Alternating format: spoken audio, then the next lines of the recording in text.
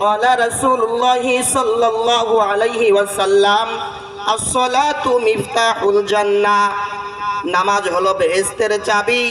এটি যদি আমি আপনি গ্রহণ করে থাকি, আমি আপনি যদি শুনে থাকি, মুসলমান যারা দাবি করবেন অবশ্যই এটা 100 ভাগ আমাদের মানার দরকার আছে।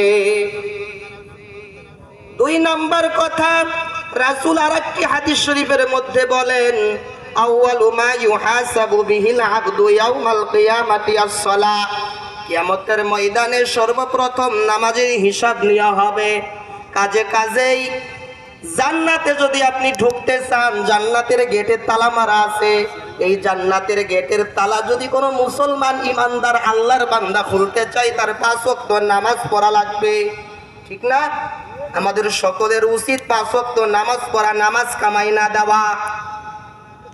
2 নাম্বার, কিয়ামতের কঠিন মুসিবতের দিনে নামাজের যেহেতু হিসাব নেওয়া হবে, সবার আগে নামাজের হিসাব নেওয়া হবে। মুসলমান হিসাবে যত কাজই থাকুক আমাদের, প্রত্যেকটা মুসলমানের ইমানের দাবিতে যদি কোনো ব্যক্তি বললে আমি ইমানদার, ইমানের দাবিতে সে 5 ওয়াক্ত নামাজ সর্বদা প্রাধান্য দিবে।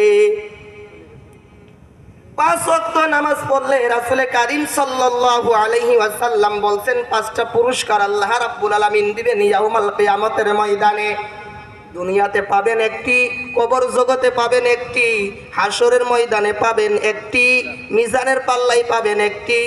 5ম বিনা হিসাবে আল্লাহ আপনাকে জান্নাত দিবে। খুব খেয়াল করেন, যদি কোনো আল্লাহর বান্দা ফজরের নামাজ নিয়মিতভাবে হেতেমামের সহিত গুরুত্ব দিয়ে আদায় করে, আল্লাহ রাব্বুল আলামিন বলেন বান্দা ফজরের নামাজ যদি কোনো আল্লাহর বান্দা সঠিকভাবে আদায় করতে পারে, এই দেখেন ঠান্ডা শীতের সময় এখানেই তো ইমানদারের পরীক্ষা হয়। আল্লাহর কোনো বান্দা এশার নামাজ পড়ে যদি ঘুমায় আর উঠে যদি আবার ফজরের নামাজ পড়ে, তার সারা রাত ইবাদত করলে যেই সওয়াব হয়, ওই সওয়াব আমার আল্লাহ ওই বান্দার আমলনামার মধ্যে দিয়ে দিবেন। এই যে ঠান্ডার পানিতে ওযু করা যে কষ্ট, এই কষ্টটা যদি কোনো আল্লাহর বান্দা, এই কষ্টটা সহ্য করে যদি কোনো আল্লাহর বান্দা 5 ওয়াক্ত নামাজের জায়গায় অন্তত ফজরকে প্রাধান্য দিতে পারে, তা আমার আল্লাহ সারাটা দিনের রুজি আর রোজগারের অভাব দূর করে দিবেন। সুবহানাল্লাহ পড়েন। 2 নাম্বার, যদি কোনো আল্লাহর বান্দা জোহরের নামাজ ঠিক মতো আদায় করতে পারে, তা আমার আল্লাহ কবরের আযাবকে মাফ করে দিবেন। সুবহানাল্লাহ বিহামদিহি। কবরের কেমন আযাব হবে জানেন? 2 পাশের মাটি একসঙ্গে লেগে যাবে, আল্লাহর বান্দার ডান পাজরের হাড় বাম পাজরের মধ্যে ঢুকে যাবে, বাম পাজরের হাড় ডান পাজরের মধ্যে ঢুকে যাবে।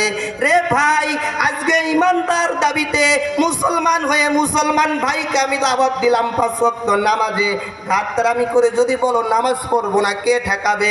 আজ হয়তো তুমি কিছুই মনে করবা না, কিন্তু কবর জগতে ঢোকার পরে মাটি যখন চাপ দিবে তখন বুঝবে কত কষ্ট হয়। মুসলমান শুধু তাই নয়, কবর জিয়ারত এই জন্য বেশি বেশি করবেন, যে গরস্থানের মধ্যে মাহফিল, এই জন্য বলতেছি কবর জিয়ারত গুলি বেশি বেশি করবেন। তার কারণ কি? কথায় কথায় এসে যায়, এজন্য কথা বলতেছি। কবর জিয়ারত কেন করবেন? রাসূল কারীম সাল্লাল্লাহু আলাইহি ওয়াসাল্লাম প্রথম যুগে বলেছিলেন নাহাইতুকুম আন জিয়ারাতিল কবর, তোমরা কবর জিয়ারত করবে না। তার কারণ হচ্ছে যদি তোমরা কবর জিয়ারত করো তাহলে এটা পূজায় পরিণত হবে হিন্দু খ্রিস্টানদের মতো। কিন্তু রাসূল কারীম সাল্লাল্লাহু আলাইহি ওয়াসাল্লাম শেষ যুগে রাসূল বলেছে, ও আমার উম্মতেরা, বেশি বেশি করে তোমরা কবর জিয়ারত করবে। তার কারণ হলো যদি কোনো আল্লাহর বান্দা কবর জিয়ারত বেশি বেশি করতে পারে, তার কবরের কথা স্মরণ হবে, মৃত্যুর কথা স্মরণ হবে, অন্তত মনটা নরম হবে, মসজিদের পথে মনটা আকর্ষণ হবে। কথা ঠিক না? এজন্য কবর জিয়ারত গুলি বেশি বেশি করবেন। কথার বাড়ালাম না। আসরের নামাজ যদি আপনি ঠিক মতো আদায় করতে পারেন, আমার আল্লাহ রাব্বুল আলামিন কিয়ামতের কঠিন মুসিবতের দিনে আপনাকে ডান হাতে আমলনামা দিবে। কত কষ্ট, কত ভয়াবহ জায়গা হবে সেই দিন জানেন না? সূরা আবাসাটা খুলে দেখেন, সূরা আবাসাটা খুলে দেখেন, আল্লাহ রাব্বুল আলামিন বলেছেন ইয়াউমা ইয়াফিরুল মারউ মিন আখি ওয়া উম্মিহি ওয়া আবি ওয়া সাহিবাতিহি ওয়া বানি লিকুল্লি ইমরিইম মিনহুম ইয়াউমা ইযিন শা'নুন ইউগনি। আল্লাহ রাব্বুল আলামিন বলেন, রে উম্মতে মুহাম্মাদি খেয়াল করে শুনে নাও, সেদিন মা তার সন্তান থেকে পালাবে, বাবা তার সন্তান থেকে পালাবে। মা মেয়ের পরিচয় দিবে না, বাবা ছেলের পরিচয় দিবে না। মায়ের কাছে যাবা, মা গো এত কষ্ট করে 10টা মাস 10 দিন আমাকে গর্ভে ধারণ করেছিলে আম্মা জান, দুনিয়ায় ভূমিষ্ঠ হওয়ার পরে 2.5 বছর পর্যন্ত 36 মণ দুধ আমাকে পান করিয়েছো, এত কষ্ট তোমাকে দিয়েছি, তুমি এত আমাকে ভালোবেসেছো মা। আজকে হাসরের এই কঠিন মুসিবতের সময় আমি একটা নেকের কারণে আজকে বিপদের মধ্যে পড়ে গেছি, জাহান্নামে চলে যাই, তুমি আমার একটা নেক দিয়ে সাহায্য করো। মা বলবে তুমি কাকে মাম্মা জান বলে ডাকো? দুনিয়াতে তো আমার কোনো ছেলেই ছিল না, আমার তো বিবাহই হয়নি। চিন্তা করতে পারছে, মিথ্যা কথা বলবে তা না, ওই মুহূর্তে তারা সব ভুলে যাবে। শুধু ইয়া নাফসি শুধু আওয়াজ হবে। সারা কিয়ামতের কঠিন মুসিবতের দিনে সারা কিয়ামতের মাঠ বলবে ইয়া নাফসি। আর আমার রাসূল কারীম সাল্লাল্লাহু আলাইহি ওয়াসাল্লাম একমাত্র তিনি বলবেন ইয়া রব্বি হাবলি উম্মতি, আল্লাহ আমার উম্মতের কে হবে। এজন্য আপনার আব্বা চান যদি মারা যায়, আর মারা যাওয়ার আগে যে কথা আপনার শেষ ওসিয়ত করে যায় বাবা, সেই ওসিয়তটাই কিন্তু আপনার কাছে সবথেকে গ্রহণযোগ্য বেশি হয়, কথা ঠিক না? যে আমার আব্বা জান মারা গেছে, আমার আম্মা জান মারা গেছে, যেই কথা যেই ওসিয়ত আমাকে সর্বশেষ করে গেছে, এটা আমার জীবন দিয়ে হলেও পালন করব। বন্ধুরে, দুনিয়ার মধ্যে আল্লাহ রাব্বুল আলামিন তোমার মায়ের গর্ভে তোমাকে জন্ম দিয়েছে, তোমার বাবা তোমাকে আদর করে বিদায়, তোমার বাবাকে তুমি এতই মহব্বত করলা যে বাবা মারা গেছে, বাবার একটা ওসিয়ত আমার জীবন দিয়ে পালন করা লাগবে। যেই নবী ছাড়া জান্নাতে যাওয়ার সার্টিফিকেট কেউ দিতে পারবে না, যে নবী ছাড়া জান্নাতে যাওয়ার হাসরের ময়দানে সুপারিশ করনেওয়ালা কেউ থাকবে না। নবী আমার বলেন একমাত্র আমি রাসূলই শুধু সুপারিশ করব, আর কোনো নবীও সুপারিশ করতে পারবে না। সেই নবী ইন্তেকালের সময় সর্বশেষ কথা যে কথা বলে গেছে, উম্মত হিসাবে যদি রাসূলের উম্মত দাবি করে থাকো, রাসূলের উম্মত হিসাবে সেই কথাটা তোমার জীবন দিয়ে হইলেও রক্ষা করার দরকার, ঠিক না? সর্বশেষ কথা আল্লাহর নবী কি বলে গেছে আমি আপনাদেরকে বুঝাই। রাসূল যখন ইন্তেকাল করে, রাসূলের মুখে মেয়ের কথা ছিল না, মায়ের কথা ছিল না, কোনো বিবির কথা ছিল না। রাসূল বলেছিল আসসালাত আসসালাত আসসালাত, উম্মতেরা নামাজ ভুলে যাবা না, নামাজ ভুলে যাবা না।